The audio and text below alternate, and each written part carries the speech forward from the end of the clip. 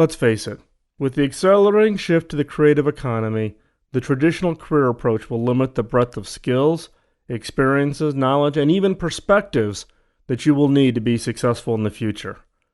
So what career strategies should you consider to be equipped to be successful?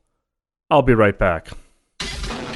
This is the Killer Innovations Podcast with Phil McKinney. Keep in mind that the information and opinions expressed in this podcast are Phil's, and Phil's alone, and they don't necessarily reflect those of his past, current, or future employers.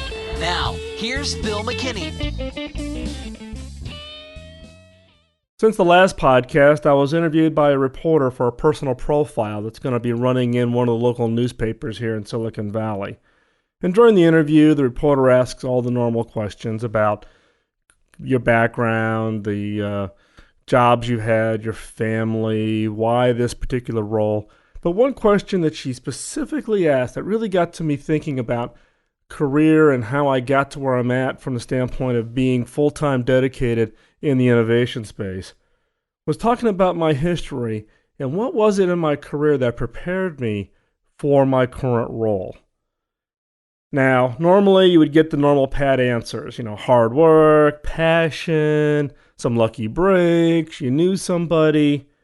But the question deserved a better answer than just the quick off the cuff. And to be quite honest, I don't even recall exactly the answer I gave to this reporter. But the question really forced me to think about what was it about my career, what was it that got me prepared for the role that I'm in now. And was there lessons that I could share with others from the standpoint of the mentoring that I do with people, and I have a number of one-on-one mentoring, but something that I could share with you here in the podcast. Now, some of these may apply and some of these may not apply, but let me run through what I think were kind of the foundational things that got me prepared for having a full-time career in the innovation and creativity space. First, mentorship. Now, you've all heard me talk about mentoring and the importance of mentoring, and I always talk about Bob Davis, who was the early mentor. He hired me in my first job, and then I actually went with him as a management team for the next 3 companies. We went together as a management team to work together, and so I was with Bob for quite a long time. Bob was one of the early founders in the mainframe software space and some of the early companies that actually then got rolled up and acquired to eventually become part of Computer Associates. But I look back upon that mentoring, and it's not just Bob. Bob was very key early in my career, gave me some very key advice, guidance, and really pushed. It was a challenge. It wasn't about, just mentoring an hour a day. It was, every week going to dinner with him one-on-one, him literally giving me assignments for me to go off and research and study and look at areas that were outside of my traditional career role, keeping in mind that my background is a technologist, software engineering background. And so he was forcing me to look beyond just kind of the limitations or just the narrow focus that as a technologist I would normally have. And it was also very much of an apprenticeship almost. Now, we've gotten away from apprenticeships in today's society, but in the olden days, apprenticing, whether you were a blacksmith and then you were training your son to become the village blacksmith, or you wanted to have a career and you got to be an apprentice for somebody who was a skilled master at something, whether it's jewelry making or swordsmanship or whatever it was in the ancient times. And we don't do that anymore. But in the case of my mentoring with Bob, it really was mentoring, but it also was almost an apprenticeship. He was a senior executive, and I was a very junior 21-year-old coming, in my first job. And Bob actually had me sit in on the senior executive meetings to see how senior executive meetings occurred, how you looked at the business from a broader perspective than just the pure technology. But later in my career, I also shifted my apprenticeships. Bob laid a phenomenal foundation, and for that I'm forever grateful. Mid-year through my career, I got involved with John Sidgmore. Now, for those of you who don't know John was actually one of the first CEOs at UUNet. It was really John's vision that transitioned what at that time was the internet from the standpoint of a research network and really making it a commercial entity. So UUNet was really the first commercial ISP. If you wanted a commercial access to the internet, you did it through UUNet. John was actually my boss at the company prior to that. John left to become CEO at UUNet, but during that time, John also provided a lot of perspective and a lot of training on larger corporations, how to deal with strategies and partnerships and structuring business deals, things that, as a technologist, I would never have any exposure to. John went on to become vice chairman at MCI and then passed away a number of years ago suddenly. And he's sorely missed in the industry. Following on to that, though, I also got a mentor later in my career, Alex Mandel. Alex was formerly the president of AT&T. He left to form Telligent, where I was at. He recruited me in as one of his original senior executives. But Alex gave me the experience from the standpoint of large corporations, coming from AT&T, going all the way to a startup. When Telligent started, it was 5 people, bringing it up out of the dirt. So the point here, though, is having mentorships that also give you different perspectives and different skill sets. Bob Davis, early, young kid, needing a lot of foundational work, broadened my horizon beyond just thinking about how to write better code and how to write prettier screens, to John Sidgmore about how do you structure partnerships, how do you build ecosystems of partners, how do you structure those deals, to Alex, how do you work in large corporations, how do you build cultures that are needed to take small companies and make them big and significant companies. And I think it's through those issues or those opportunities of working with those mentors over my career that was a key first step in the overall structure or overall success for me in my career. The second most important thing, I think, is find the passion. What are you passionate about? Is it technology? Is it software? Is it manufacturing? Is it sales? Is it marketing? Whatever your passion is, you don't have to be a technologist. You don't have to be a product guy around innovation. Your innovation applies to all parts of the business, but find your initial passion and be successful in that initial passion.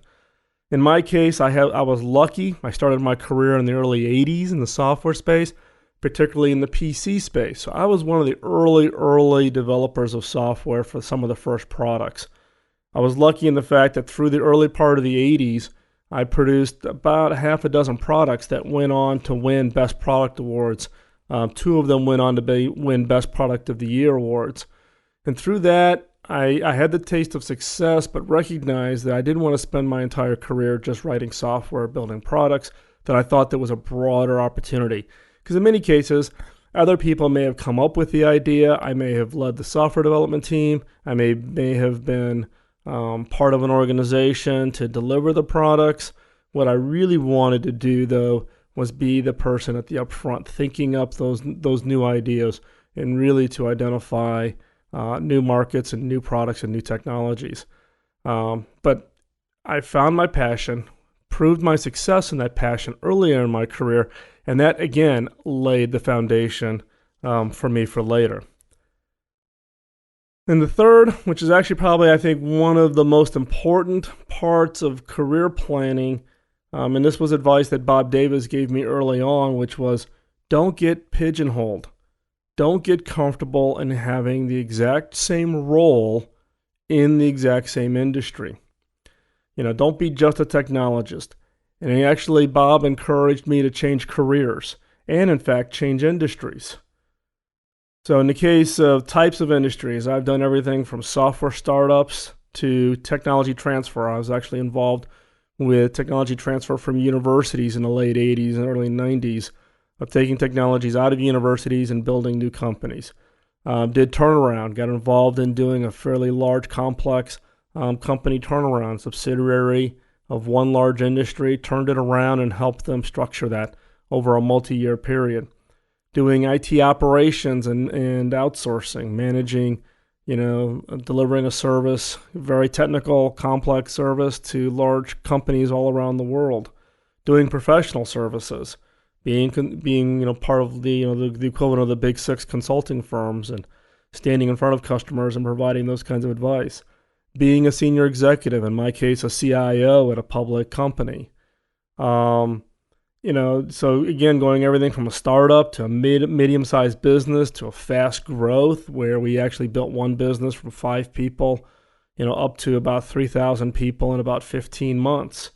Working for Fortune 500 companies, now working for a Fortune 50 company. So for me, it is from the standpoint of changing careers, changing industries, changing the types of jobs, changing the size of the companies, and even changing the geographies. In the mid-90s, I did a lot of international. I was overseas, both in Europe and in Asia, stationed in London and stationed in Hong Kong, so having that international experience. So the key here is don't get comfortable. In many cases, I made these jumps and I knew nothing about what I was jumping into. I may have had some backgrounds or the right mix of skill sets, but I think it's the variety of the background that enabled me to be successful and not being scared about switching entire industries. So I went from, software companies to IT outsourcing companies servicing the telecom industry to, being turnaround, being a professional consultant to, just that constant change that allows us, or at least I think allows me, to have and bring to the table a different perspective. Now, I've talked with many of you one-on-one. I may have talked to you specifically by email, and a number of you have asked specifically around, how do you change those perspectives? How do you get your career such that you could have a full-time job? This is one of those key areas. It's that variety. It's not being in the same job for 20 years, not being a software engineer and you're just climbing the software engineering career path. It's having and moving outside of those areas and getting that variety and getting that perspective that I think is absolutely critical. And again, it shouldn't be a straight line. Bob's challenge to me early on was change your roles and responsibilities, change the types of companies that you're working for, change the size of companies you work for, so work for a variety of size of companies, and your career shouldn't be a straight line. It should show, a little variety in there, and that's what you can bring back to the table from the standpoint of perspective to whatever business you're involved in today. Next is constant learning.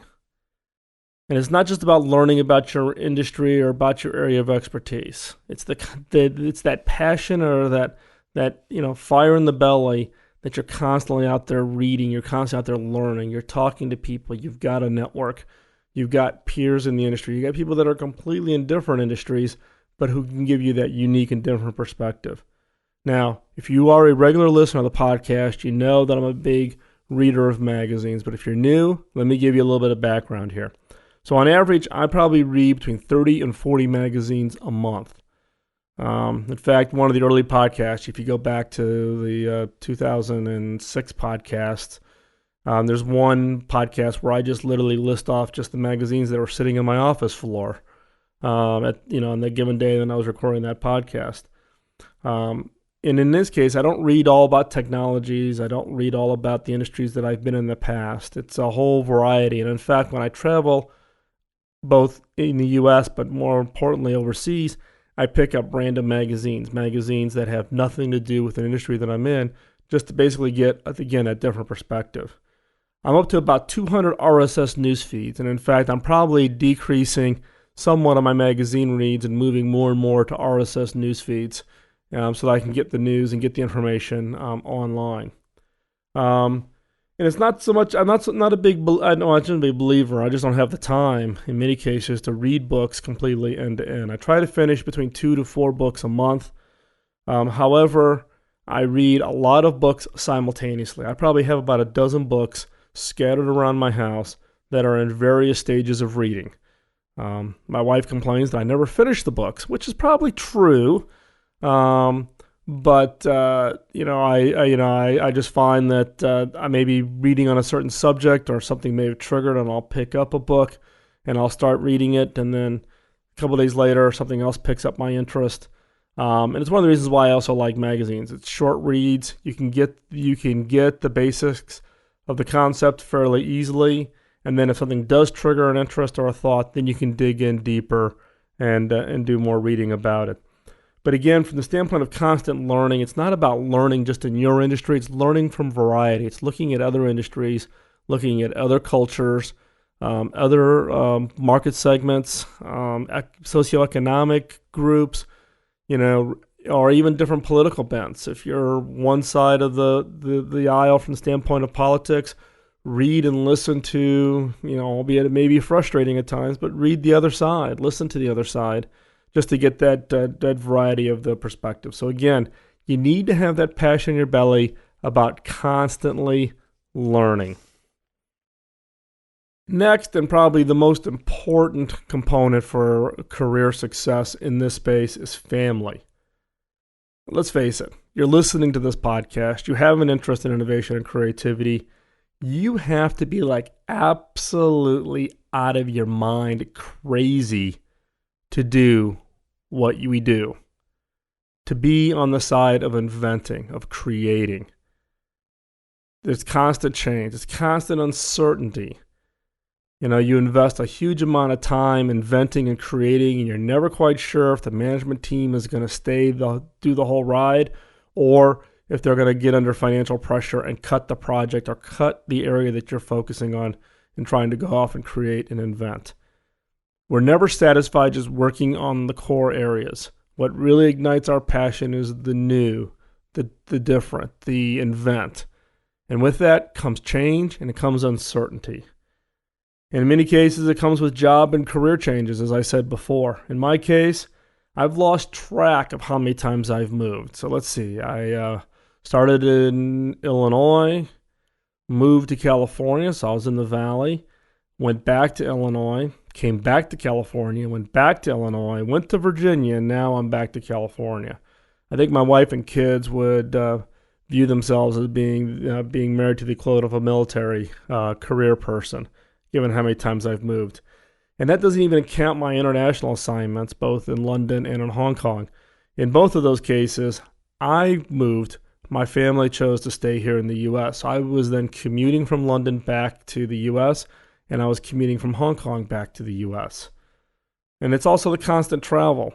If you're about inventing, if you're about innovation, if you're about creativity, you need to be out with the market. You need to be out with your customers, out with your target customers, which means you're not sitting in a conference room in your building. You are out. If you're building products for China, you need to be in China. If you're building products for South America, you need to be in South America. That puts additional pressure on the family. And then let's face it, if you're passionate about an area, if you are just totally driven about creativity, innovation, inventing new things, we tend to get blinders on. We tend to become so focused on the idea that we're working on that we forget about our spouse and our kids.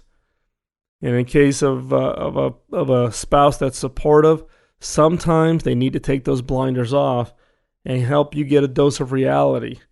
You can't be about the product or the idea 100% of the time. You do have a family, but it's that ability for the family to exist knowing where your passion and where your energy is at. Without family, at least I know in my case, without my wife and my kids supporting me over all these years and continuing to support me now, even with my kids and moving out, from the standpoint of just my career, I would not be where I'm at today. And so, recognize the role of the family, recognize the importance of the family, but at the same time, we are passionate, we are focused, but don't ignore. But without family, there's just no way that you can be successful in this space, at least not in my opinion. Next is friends in your network of contacts, business associates. And this is one area where there's a lot of discussion about how do you leverage a network and how do you create a network. And maybe I'll talk about that in a future podcast. But one cardinal rule that I have and I would encourage you to take on is never, ever, ever burn a bridge. I've been robbed. I've been ripped off from in business dealings. I've been taken advantage of. I tend to be very trusting. But even in those cases where I personally have sacrificed significant dollars out of my own pocket, never, ever burn a bridge. The next rule I have when building friends and building your network of contacts is help first. Don't ask. Always help first before you ask. So don't call up, someone cold in a network and ask for them to help you make an introduction or get you into a meeting with somebody that is important. Figure out a way how you help them first before you do the ask. In my case, I always make sure that I always have what I call chits in the bank, little IOUs. Help people first, and then they're much more willing to help you later on. Now, it's not so much about IOUs and the fact that you've got this thing that you hold over their head. Never do that. But it's basically to keep your perspective, keep your balance about what your position is from the standpoint of this new economy.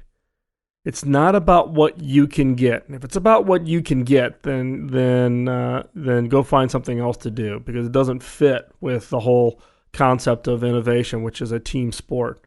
It's not about you. It's about the contribution. It's about the idea.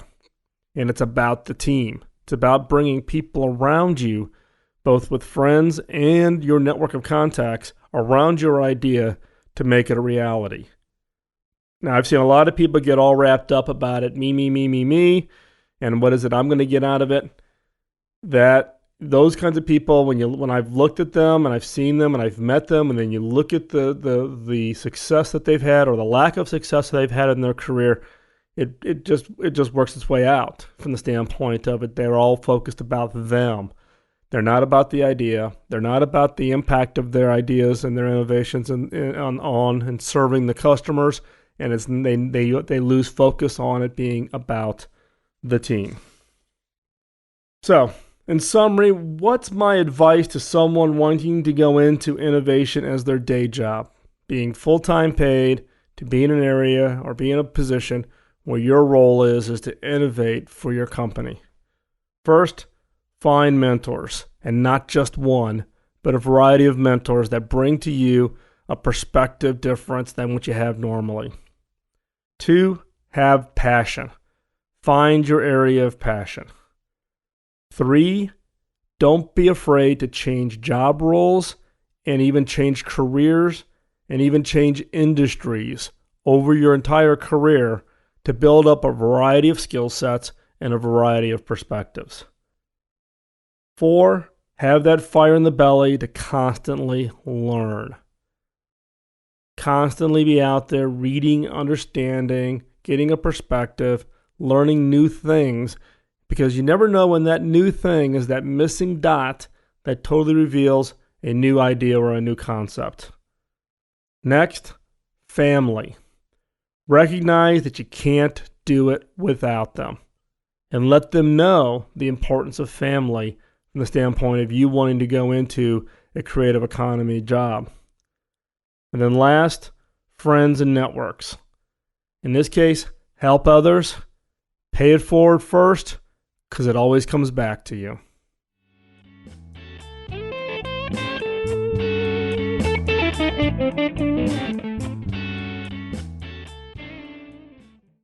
In previous podcasts, the killer questions will tend to be focused on new products or new services. Now, products and services aren't the only areas of innovation. And one of the benefits of varying your roles in your careers and even industries is that it allows you to have a different perspective. So what are some of the other areas of innovation? One is new geography. What new geography could you go and take your existing products and go into where you have to innovate on how you think about that geography? Next, industry structure. What are the assumptions about the industry structure that you're going in right now that you could potentially change and significantly improve? 3, what's the value delivery system? What is the ecosystem that comes around your product or service offering or your general offering from the standpoint of anything else? And how does that ecosystem support it? Who are the players in the ecosystem, and how is that value delivery system? Where can you innovate along that entire value chain? Next, new competitive arenas. What are some totally new areas that you could possibly go into given the skill sets that you have available to you in the business? Next, taking existing products and finding new customers. How do you find adjacencies that can leverage what your core business is today but unlock entirely new sets of customers? And last, new products to your existing customers. How do you continually to innovate in the core space given your current customer base, the current people who are inclined to buy from you? What new products could you go create for that existing customer base? So again, other areas of innovation: geography, industry structure, value delivery system, new competitive arenas, existing products to new customers, new products to existing customers. And these are in addition to just going out and inventing a new product or a new service. So, to round out your innovation pipeline, create killer questions for each of these areas. So, for example, if we're going to talk about geography, killer question could be, what assumptions are there about the specific region or geography that we are thinking about moving into? So if you're a U.S. company and you're thinking about going into China, what assumptions are there about China, specifically about China? List those out. Now for each of those items, what if the opposite were true? So each of those assumptions, what if the opposite were true? And then what ideas do you get from the fact that it's opposite? So whether it's language, how much they're willing to pay, governmental regulation requirements, distribution channels, whatever it is for that geography, list the assumptions of going into that geography or country, list the opposites, and then generate those ideas off of what those opposites are. And you'll be surprised at how many really good ideas just from changing that perspective. What about value chain? So if you're looking at how do you really change that value delivery system, again, ask yourself the question.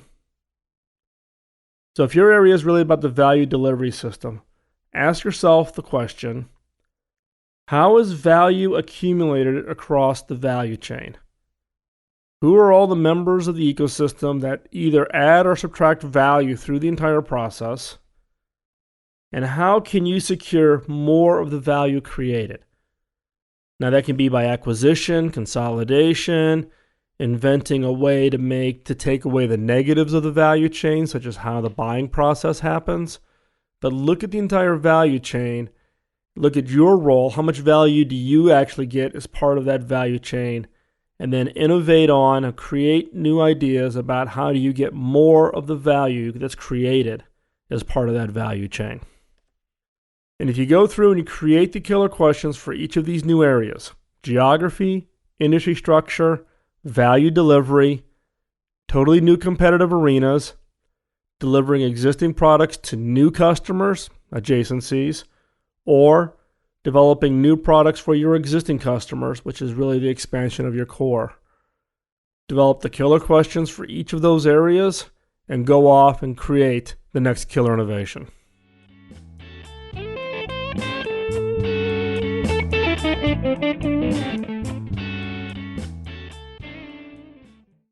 This week's closing thought is about risk.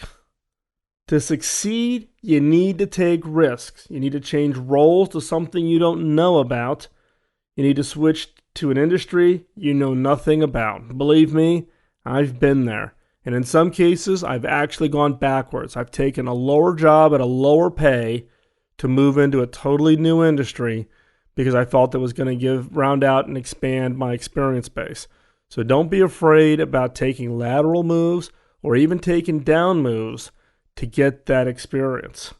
You need to stretch. You need to learn. You need to take those risks. You got to get over the fear. And success comes to those who can continue to risk even in the face of repeated failure. So you go off, you do it, it doesn't work out, and you go find something else. Now, if you're earlier in your career, you've got the entire road in front of you. If you're later in the career, then there's the challenge. But don't be afraid to take the risk. I think Michael Jordan said it best. And Michael Jordan is quoted in a magazine saying, "I've missed more than 9,000 shots in my career. I've lost almost 300 games. I've been trusted to take the game-winning shot and missed 26 times. I've failed over and over and over again in my life. And that is why I succeed."